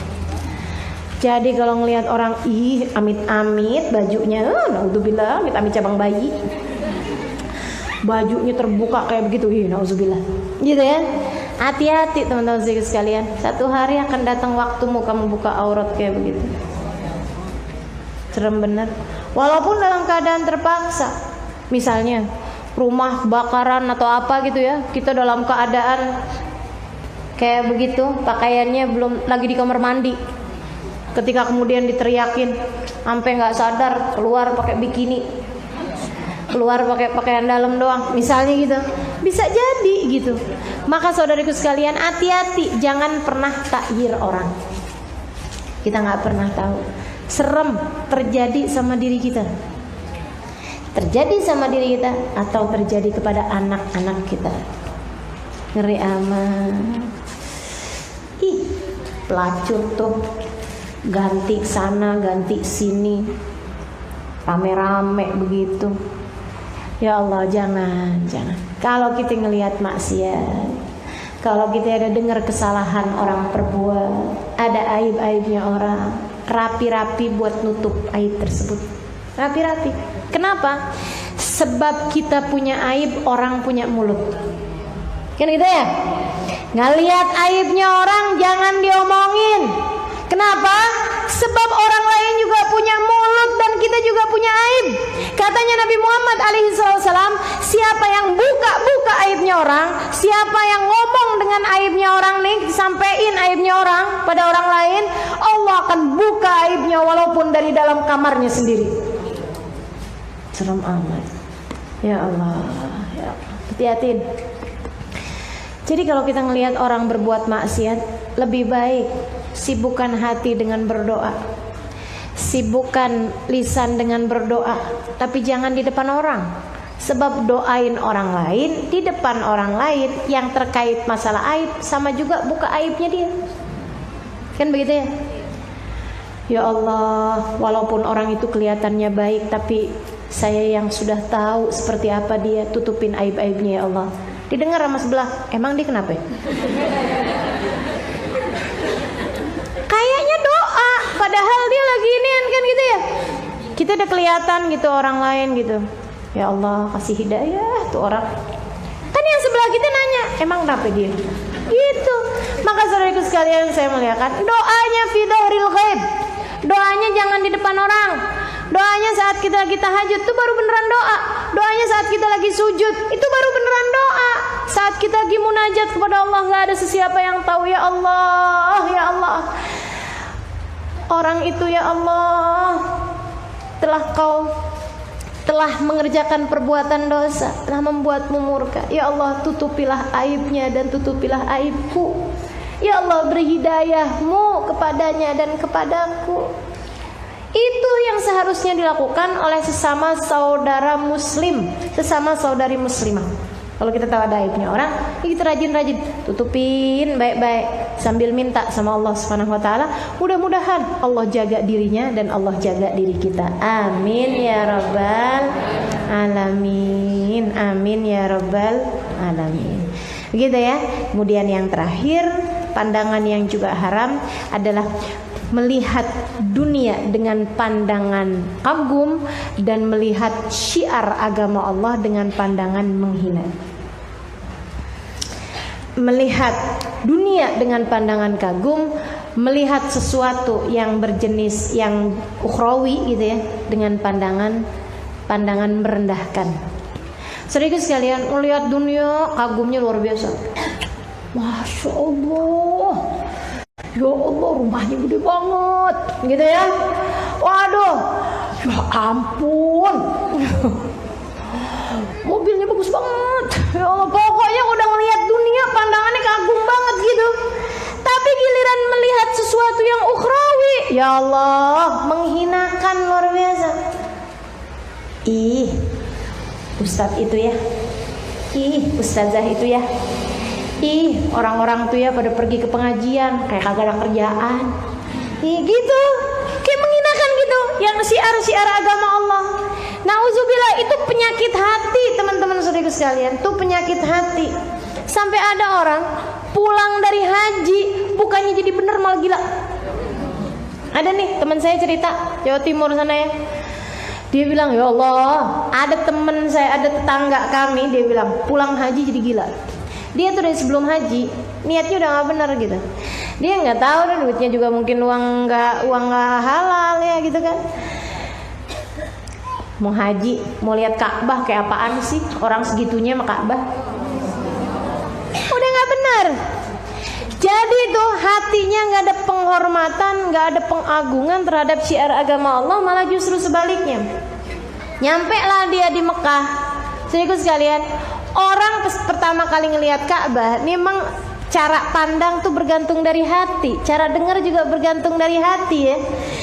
Saudaraku sekalian yang saya muliakan, kalau orang dengerin yang saya sampaikan ini, kalau hatinya bersih, Masya Allah, iya nih poin, PR, jalan kehidupan, mau jadi perempuan semakin solehah, kan gitu. Tapi kalau orang hatinya nggak benar, Ustazah ini bisa ngomongnya doang. Itu cara pandang, semuanya bergantung dari hati kita. Gitu. Emang Ustazah udah bisa ngerjain? Tuh hati-hati, ya hati-hati. Kalau ada perasaan-perasaan seperti itu langsung tepis, gitu. Emang Ustazah udah bisa ngamalin? Itu urusan saya sama Allah. Sebagaimana apakah engkau bisa mengamalkan apa yang saya sampaikan apa enggak? Itu urusanmu sama Allah. Itu urusanmu sama Allah. Ketika engkau menjadi baik bukan karena saya, tapi karena dirimu yang memang baik dipersiapkan oleh Allah Subhanahu wa taala. Kan begitu ya? Maka teman-teman saudariku sekalian, ini cara pandang terhadap sesuatu. Bisa jadi ngelihatnya sama, bisa jadi dengarnya sama, tapi semuanya berbalik pada hati. Mudah-mudahan Allah jaga. Amin. Nih orang ini nih. Jadi datang ngelihat Ka'bah, orang lain sujud syukur. Gitu ya. Orang lain ngelihat Ka'bah, ya Allah, berlinangan air mata nggak terasa. Ada orang cara pandangnya sih masing-masing, tapi memang melihat dengan penuh keharuan. Ada yang melihat, ya Allah, Baitullah, rumahnya Allah, Masya Allah, kan gitu tuh, haibah, wibawa gitu. Ada lagi yang kayak begini, ya Allah, biasa cuma bilang mustaqbilal kiblati. Kalau lagi sholat, ngadep ke arah Ka'bah, ngadep ke arah kiblat, ini depan mata Ka'bahnya, Masya Allah, senengnya. Ada lagi yang kayak gini, biasanya cuma ngelihat di TV, kalau kagak di kalender. Iya kan ya? Ya Allah, ini sekarang ngelihat depan mata, Masya Allah. Itu jadi semua orang memandang, tapi dengan penuh keharuan. Semuanya bergantung dari hati. Ini si ini nih satu nih orang nih, begitu ngelihat Ka'bah, gini doang namanya Ka'bah. Oh Ka'bahnya neto ya, gitu. Kan orang Jawa ya. Baru ini dengar susah ngomong Jawa katanya. Ibu-ibu saya sekalian, dia ngomong kayak gitu tuh. Jadi orang lain toaf pada muliain, dia kayak gitu doang ngomongnya. Ini neto ya Ka'bah ya, ini neto ya Ka'bah ya. Sampai pulang, ibu-ibu saya sekalian, gila, nggak ada yang bisa dia ingat kecuali kata-kata ngonoto loh Ka'bah. Na'udzubillah min dzalik. Wa man yu'azzim sya'airallah fa innaha min taqwal qulub. Kata Allah Subhanahu wa taala, tidak ada yang bisa mengagungkan syiar-syiar agama Allah kecuali itu semua bersumber dari ketakwaan yang ada di dalam hati hamba-hamba. Mudah-mudahan jadi orang yang pintar mengagungkan syiar-syiar agama Allah Subhanahu wa taala. Itu ibu-ibu teman-teman saudaraku sekalian, dosa-dosanya mata. Nah, kalau ibadahnya mata apaan? Nih saya mau cepet aja sampeinnya. Ibadahnya mata salah satunya memandang kepada wajahnya orang tua kita dengan pandangan penuh cinta. Itu ibadah mata. Katanya Nabi Muhammad SAW, nadrah ila wajhil ahabbu ilallah minan nadhar ilal Ka'bah. Melihat ke wajahnya ibu kita, melihat ke wajah orang tua kita dengan pandangan cinta, lebih Allah sukai daripada saat kita melihat Ka'bah. Padahal dalam hadis yang lain Nabi Muhammad menceritakan, memandang Ka'bah sekali seperti ibadah 1 tahun, puasa di waktu siang dan ibadah tahajud di waktu malam. Sekali mandang Ka'bah. Maka ada kiai pas ngeliat Ka'bah meremlek. Tanyain sama muridnya, kiai kelilipan? Kagak. Kenapa meremlek gitu kiai? Biar dihitung banyakan nak. Nabi Muhammad kan bilang ngeliat Ka'bah sekali ke ibadah setahun. Jadi biar setahun, 2 tahun, 3 tahun, 4 tahun gitu. Nah ini katanya Nabi Muhammad alaihissalam, nggak usah jauh-jauh Ka'bah, nggak usah jauh-jauh ke Mekah, kan begitu ya? Apalagi yang udah pada daftar, tau-tau nggak berangkat karena dapat daftarnya ke. Saudariku sekalian yang saya muliakan, nggak mesti begitu, nggak harus Ka'bah. Kalau masih punya orang tua yang sehat, orang tua yang hidup, alhamdulillah. Diliatin wajah ibunya, diliatin wajah ayahnya, tapi harus dengan pandangan cinta. Jadi nih yang masih pada punya orang tua, ini kan orang-orang lagi pada rame-rame ngelihat Ka'bah nih hari-hari gini ya, udah berangkat ke tanah suci, ramenya luar biasa nih teman-teman saudara sekalian. Pulang-pulang liatin mama aja, liatin umi, liatin emak, liatin ibu, ya.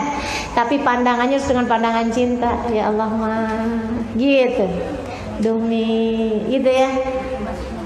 Belum. Kita pandangin wajah umi kita dengan pandangan cinta. Masya Allah. Tuh tiap lihat kita dihitung kayak ibadah setahun, kan lumayan. Malas-malas ibadah kita cari emak kita aja.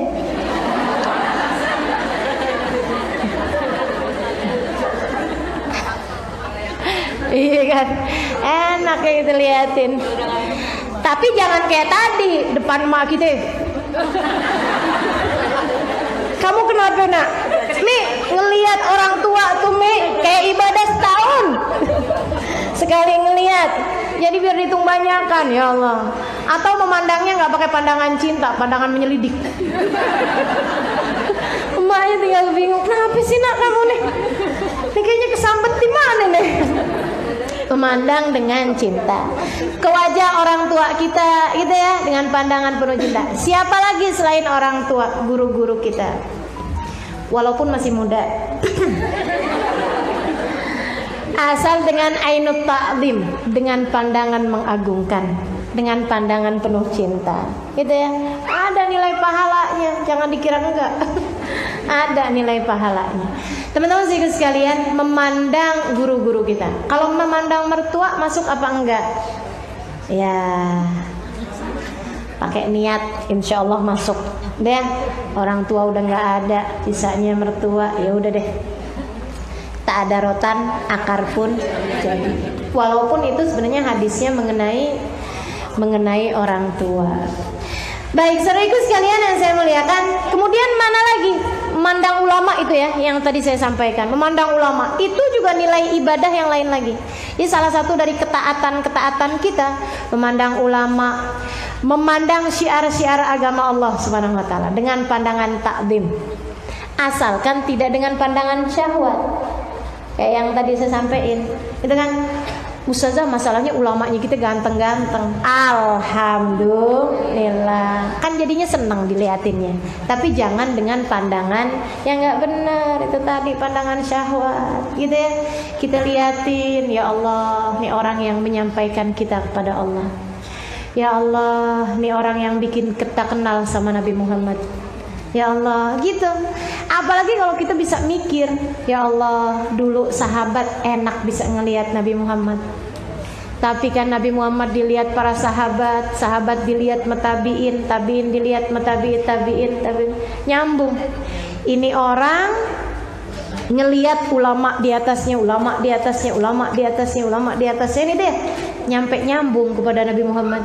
Ya Allah, saya nggak bisa ngelihat wajahnya Nabi Muhammad, sekurangnya saya ngelihat wajah yang melihat kepada Nabi Muhammad SAW. Apalagi Bu, ada banyak di antara ulama-ulama kita yang dimuliakan Allah dengan memandang wajahnya Nabi Muhammad, baik secara mimpi ataupun secara terjaga. Nah, kita nggak bisa ngelihat wajahnya Nabi, sekurangnya kita mandang wajahnya orang-orang yang sudah diizinkan Allah untuk memandang wajahnya Nabi Muhammad. Sering-sering pandang wajahnya ulama-ulama, bikin hati jadi bersih, bikin jiwa jadi tenang. Asal mandangnya dengan cara yang benar. Nih orang udah nyampe, udah faham siapa Allah, kenal Rasulullah, dan emang kayak begitu. Ya Allah, ibu-ibu sekalian. Makanya ketika Nabi Muhammad ditanya, wahai Rasul, siapa sih kekasih Allah? bukan yang paling rajin sholatnya, bukan yang paling kita taunya kekasih Allah, bukan dengan kita cari tahu ibadah dia kayak gimana gitu. Karena para kekasih Allah kan malah rajin rapi-rapi nyembunyiin ibadahnya, nggak suka cerita-cerita. Saya alhamdulillah dari sejak muda nggak pernah ninggal, nggak ada kayak gitu.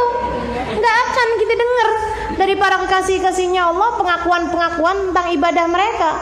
Karena ibadah mereka urusan mereka sama Allah. Lantas taunya kita bahwa dia kekasih Allah kayak gimana? Alladzina idza ru'u dzukirallah. Orang-orang yang ketika kita tatap wajahnya mengingatkan kita kepada Allah. Dan itu saya dapati dalam wajah para ulama-ulama yang bahkan ada di zaman sekarang ini. Pandang wajah Habib Umar bin Hafid, maka akan mengingatkanmu kepada Allah. Pandang wajah Habib Zain bin Smith, akan mengingatkanmu kepada Allah. Pandang wajah para kekasih-kekasihnya Allah SWT. Mandang wajah Hubabah Bahiyah. Ya Allah, teman-teman saudariku sekalian, saya yang tahu rasanya. Saya tahu rasanya. Memandang wajah Hubabah Bahiyah, sumpek segala sumpek. Mandang wajah beliau, semenit, 2 menit, 3 menit, hilang segala sumpek. Langsung membuat kita ingat kepada Allah SWT dengan kebahagiaan rahmatnya Allah yang luar biasa. Memandang wajahnya Hubabah Khadijah binti Syekh Abu Bakar bin Salim. Ya Allah, saudariku sekalian yang saya muliakan, sampai sekarang masih ingat tatapnya, sampai sekarang masih ingat rupanya. Kebahagiaan saat mandang wajah beliau sampai sekarang saya nggak bisa lupa.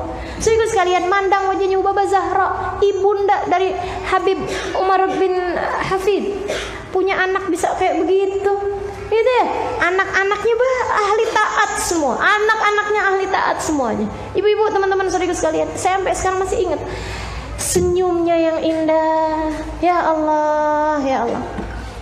Dikit-dikit Allahumma ja'alna bil ihsan wa la taj'alna bil imtihan. Ya Allah, saya mau jadi hamba tempat Engkau kasih karunia aja dah. Jangan jadiin saya hamba tempat Engkau menguji. Saya emang gak tahan kalau diuji yang gede-gede. Ya Allah, saya mau kasih hamba, jadi hamba yang Engkau kasih kenikmatan aja dah. Gitu dah. Entar lagi kita kumpul-kumpul ada beliau, tahu-tahu lampu mati. Itu ya orang-orang kekasihnya Allah tuh memang luar biasa. Begitu lampu mati, kita emang gak kemudian ya PLN kayak gitu.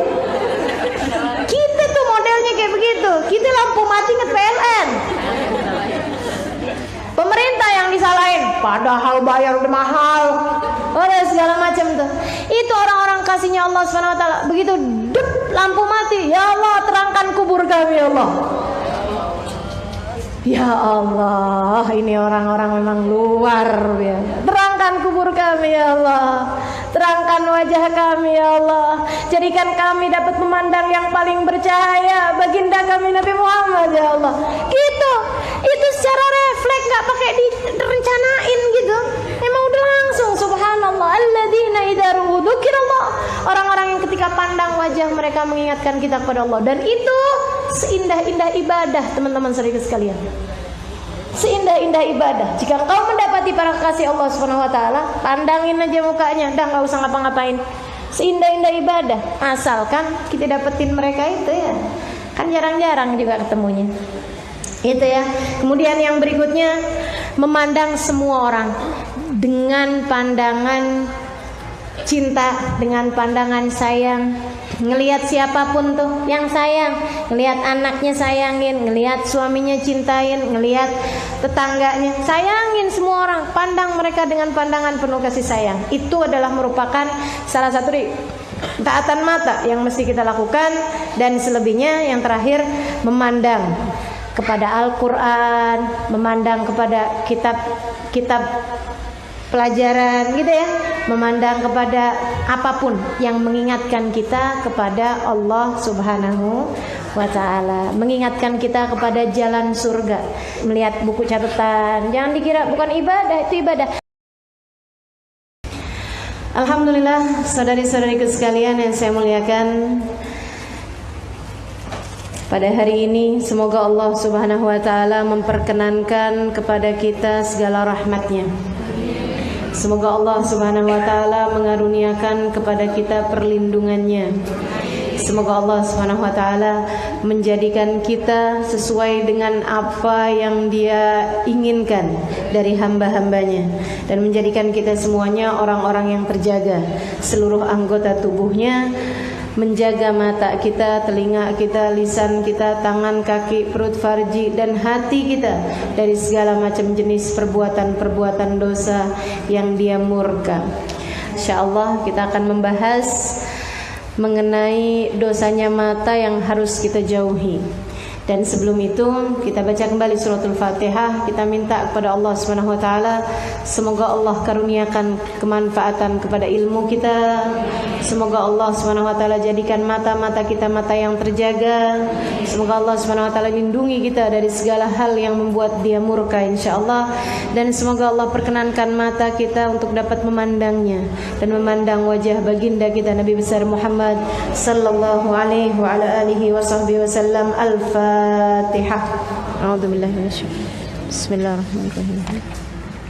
Maliki yaumiddin.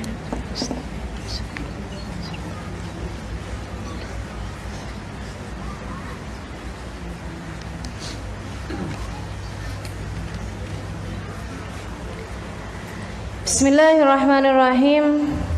Saudariku sekalian yang saya muliakan, ada beberapa hal yang akan kita bahas mengenai dosa mata ini. Yang pertama, kenapa kita harus meninggalkan dosanya mata? Kenapa kita mesti jaga mata?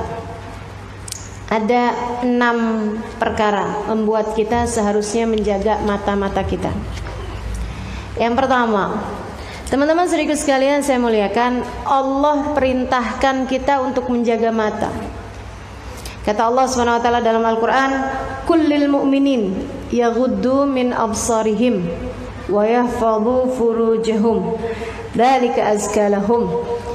Kata Allah Subhanahu wa taala, sampaikan kepada orang-orang yang beriman, yang laki-laki, yaghuddu min absarihim, hendaklah mereka menundukkan pandangan mereka, wa yahfadhu furujahum, dan menjaga farji mereka.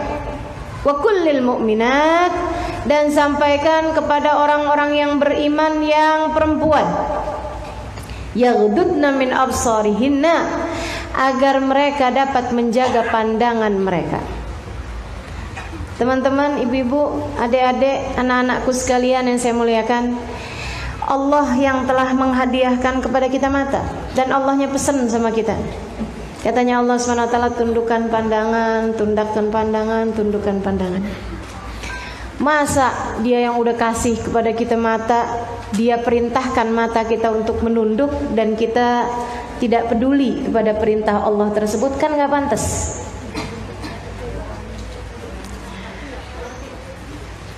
Apalagi mata yang dipakai buat berbuat dosa, dengan kita biarkan melihat kepada yang diharamkan Allah. Itu sama aja kayak ada kita kasih kepada anak kita sepatu. Nak, hadiah ya nak, sepatu. Anak kita, oh dibuka, bagus mah sepatunya mah, sini mama saya pukul pakai sepatu itu. Ini kan durhaka namanya. Saudaraku sekalian saya muliakan, demikian pula dengan kita punya mata nih, hadiah dari Allah Subhanahu wa taala. Dan hadiah yang kecil atau yang besar? Luar biasa saudariku sekalian, aneka rupa warna kita lihat dengan mata-mata kita. Kita bahkan bisa membedakan antara merah tua, merah darah, merah marun, merah cabe, merah fanta, merah bata, merah muda, merah jambu, merah delima. Masya Allah, semuanya tuh, baru merah aja udah berapa rupa merah. Kita bahkan bisa membedakan gitu ya. Muka cantik, muka cantik tidak terlihat, gitu kan. Muka cantik tapi lagi marah, muka cantik tapi lagi seneng, muka cantik tapi lagi manyun, muka cantik, subhanallah, luar biasa bener gitu. Hanya dari setitik mata. Teman-teman sedikit sekalian, ini mata ini bukan semuanya yang bisa ngelihat. Kan hanya bagian yang item-itemnya aja, dan itu pun gak semuanya.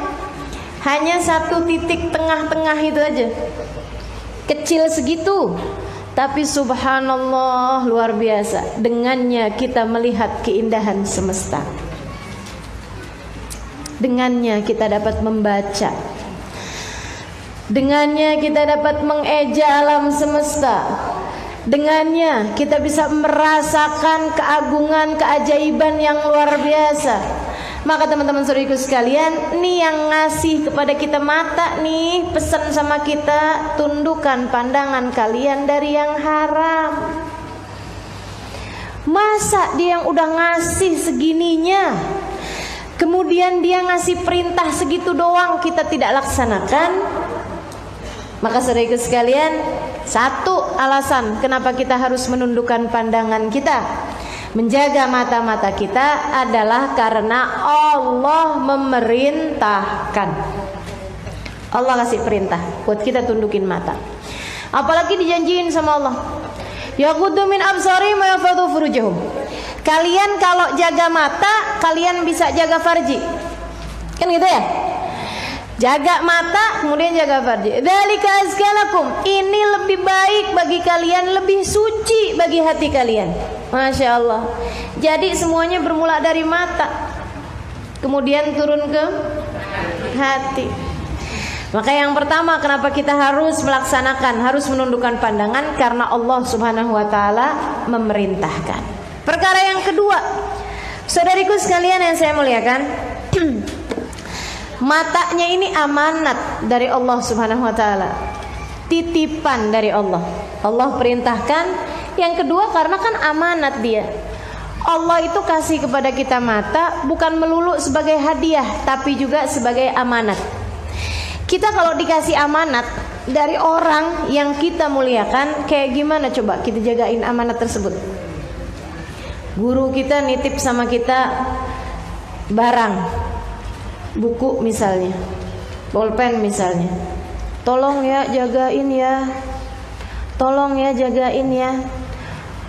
Kayak apaan kita akan jaga barang tersebut? Karena itu adalah amanat dari orang yang kita muliakan. Suami kita misalnya nitip kepada kita barang. Cuman kalau contohnya suami rada repot, karena jarang-jarang ada istri yang memuliakan suaminya itu ya. Sehingga sekalian, kalau ada yang kemudian memuliakan orang yang sangat kita muliakan, sangat kita hormati, kemudian orang tersebut menitipkan sesuatu, kan pasti akan kita jaga dengan sebagus-bagusnya titipan tersebut. Apalagi ini yang nitipin bukan hanya zat yang kita hormati, bukan, akan tetapi yang memiliki nasib hidup kita, bahagia sengsara kita. Bahkan saudariku sekalian, mata kita ini, kalau Allah ngelihatnya ini nggak pinter jaga amanat, aku ambil aja deh. Melek mata jadi buta pagi-pagi hari, gimana rasanya? Ah, nggak mungkin Ustazah. Siapa bilang? Saya ikut sekalian, satu hari ayah saya telepon. Dia bilang, "Nok, ini nih abang kamu nih, kesian bener. Katanya matanya nggak ngeliat." Ya Allah, paniknya saya. Saya langsung cari-cari tahu.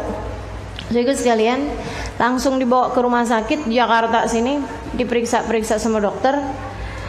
Dan itu ternyata matanya berkurang penglihatannya hanya menjadi sekitar 10%-an aja, yang sebelah.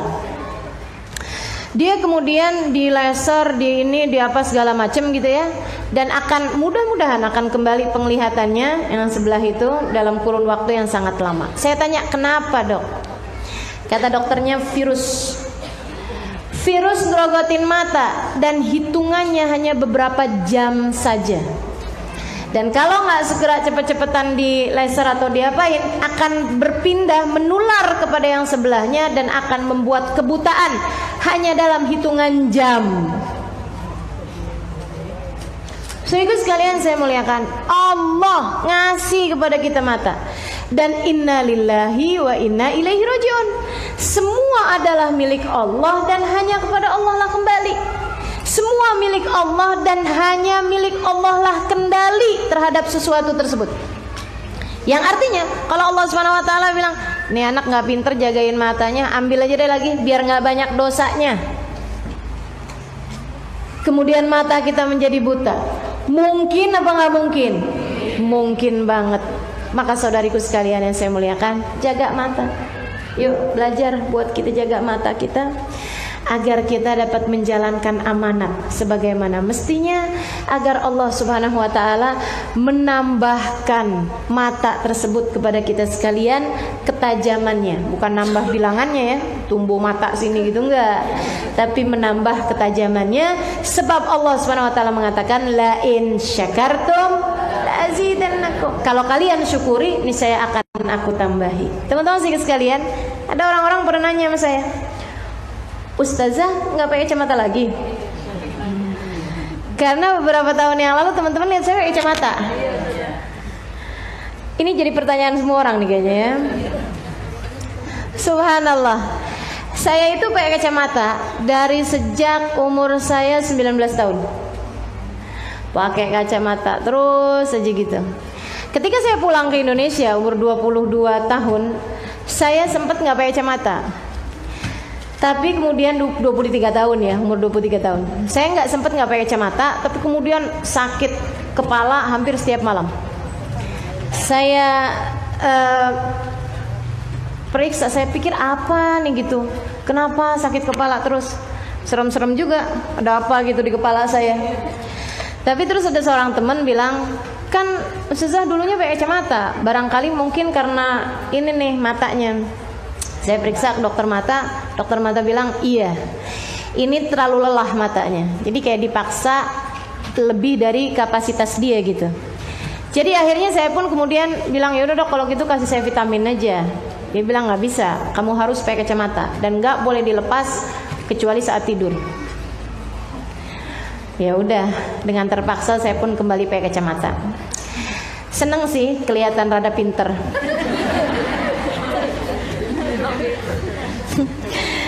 Berapa tahun saya pakai kacamata kemudian, karena kalau nggak pakai kacamata memang juga berat luar biasa.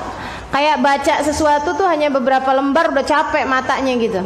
Tapi kalau pakai kacamata berapa puluh lembar insya Allah gitu maksudnya. Teman-teman sekalian, akhirnya kemudian lama kelamaan saya itu ngerasa ngelihat arah deket juga nggak bisa, mulai samar-samar gitu. Padahal umur saya belum 40 tahun, apalagi 50 tahun. Masa itu ya, masih 35-an gitu. Akhirnya kemudian saya periksa ke dokter. Saya bilang sama dokternya itu, ini kayaknya saya selain minus, saya juga plus. Dokternya bilang nggak mungkin, yang namanya mata plus itu untuk orang yang sudah di atas usia 40 tahun. Jadi ini mata saya rupa-rupanya usianya sekitar 50 tahunan lah. Akhirnya saya pun kemudian bilang seperti, jadi gimana dok? Ya udah, berarti matanya sekarang dia kemudian periksa juga matanya dan ternyata benar. Jadi saya itu ada min dan ada plus. Susah ngelihat jarak jauh, susah ngelihat jarak dekat. Sedikit sekalian yang saya muliakan, satu hari saya cerita sama seorang teman, dia bilang kemudian, nggak apa-apa Ustazah, nanti mata Ustazah menyesuaikan. Maksudnya gimana? Ya plus sama minus kan 0. Iya juga. Mudah-mudahan begitu gitu. Subhanallah, ternyata beneran. Teman-teman sekalian, lama kelamaan nih mata menyesuaikan. Luar biasa karunia Allah Subhanahu wa taala. Luar biasa karunia Allah Subhanahu wa taala. Ini yang saya bilang tadi tuh, ditambahkan kenikmatannya. Mudah-mudahan Allah jadikan mata kita semua terjaga. Emang Ustazah udah bisa menjaga mata? Enggak juga sih. Luar biasa karunia Allah Subhanahu wa taala, bikin kemudian menambahkan nikmatnya mata. Dari yang asalnya pakai kacamata malah bisa lepas kacamata. Enggak pakai operasi, enggak pakai apa, akan tetapi memang matanya kemudian menyesuaikan karena plus ditambah minus jadi jadi 0. Jadi sekarang alhamdulillah matanya malah justru lebih terang daripada yang dulu-dulu. Luar biasa ya. Teman-teman saudara sekalian yang saya muliakan, demikian pentingnya kita menjaga mata ini, karena kayak begitu tuh, amanat dari Allah Subhanahu wa taala nih mata, kita mau pakai buat sering-sering membaca Al-Qur'an gitu ya. Abah saya itu usianya sudah 70-an dan alhamdulillah nggak pakai kacamata. Dan ada begitu banyak orang-orang, salah satunya Hubabah Bahiyah. Itu usianya sudah sangat tua sekali, 100 tahun lebih, dan beliau nggak pakai kacamata. Matanya melihat dengan terang. Masya Allah, Masya Allah. Itu kalau kita pinter-pinter jaga mata. Mudah-mudahan ya Allah jadikan kita jadi pinter jagain mata, insya Allah. Amin. Karena mata adalah amanah. Kalau kita pinter jaga mata, insya Allah Allah akan tambahkan kenikmatan-kenikmatannya. Amin. Kemudian yang ketiga, kenapa sih kita perlu jaga mata? Oh, ini penting banget nih, saudariku sekalian. Mata ini sumber fitnah. Benar apa enggak? Benar apa enggak? Benar apa enggak? Coba tuh, ngelihat kemudian kotorlah hati kita. Ngelihat kemudian jadi sibuklah pikiran kita. Ngelihat kemudian jadi tidak terjagalah hati-hati kita.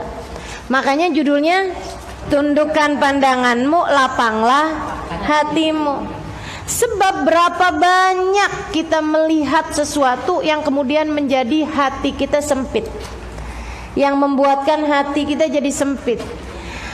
Buat yang muda-muda nih, lagi jalan masuk ke Indomaret, kemudian ketemu seorang laki-laki. Mata kita nyuruh nunduk, tapi kemudian hati kita sayang-sayang rezeki. Rezeki ditolak gitu. Katanya kan nggak boleh nolak rezeki.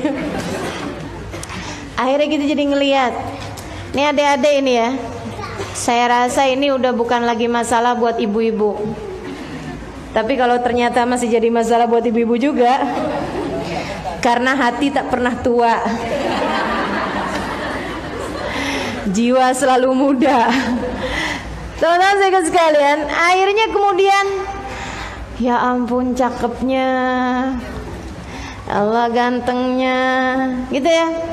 Akhirnya sholat, Allahu Akbar. Kapan lagi bisa ketemu ya? Gimana caranya kenalan ya? Rusak nih, sholat jadi rusak, ini semua jadi rusak. Gara-gara apaan? Ngelihat, gara-gara mata.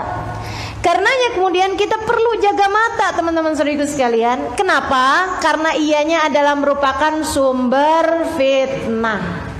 Nggak kelihatan lebih aman, nggak kelihatan lebih aman. Karenanya jadi sumber fitnah nih bagi kita sekalian. Apa-apaan tuh mendingan tundukin pandangan, jangan segala-gala dilihat gitu. Kalau di jalan tundukin pandangan. Alhamdulillah nih kan semuanya udah pakai jilbab, gitu ya. Saya rasa mudah-mudahan nggak di sini, nggak di sana selalu pakai jilbab, gitu ya. Apa ada yang masih di sini doang pakai jilbabnya? Kalau belanja ke tukang sayur nggak pakai jilbab? Ini yang senyum-senyum merasa nih kayaknya. Baik saudaraku sekalian saya muliakan. Nah tinggal udah kita tutup auratnya, tinggal kita tundukkan pandangan kita. Jadi kita juga nggak bikin dosa mana-mana gitu. Kita tundukin pandangan, orang juga ada susah kan mau ngelihatnya. Jadi saudaraku sekalian seperti itu. Dan ini masalah menundukkan pandangan nih, bukan hanya untuk mereka yang terlihat wajahnya, bahkan yang pakai cadar juga kan matanya ngelihat, gitu ya. Makanya emang lebih ekstra lagi harus menundukkan pandangan. Begitu. Jadi teman-teman saudaraku sekalian, yang ketiga, kenapa kita perlu untuk menjaga mata kita? Karena mata kita adalah merupakan sebab fitnah. Di cerita yang pernah saya sampaikan juga beberapa waktu yang lalu, ada seorang laki-laki di depan rumahnya. Ketika kemudian pemuda umur 20-an tahun, ketika kemudian masa itu belum banyak orang punya kamar mandi. Ada seorang perempuan lewat depan rumahnya kebelet. Dia punya kamar mandi dalam rumah. Jadi pas dia lewat begitu, perempuannya kemudian, "Pak, Mas, Bang,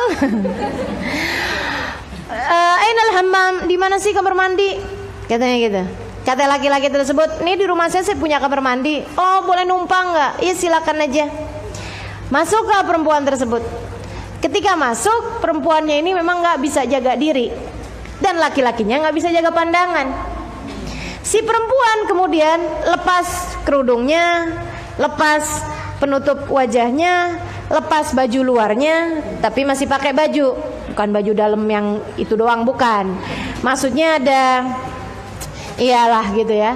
Tapi membuat dia cukup terlihat tangannya, terlihat kakinya, dilepas kaos kaki kan begitu ya. Dan terlihat wajahnya, terlihat lehernya seperti itu. Laki-lakinya nggak bisa jaga pandangan.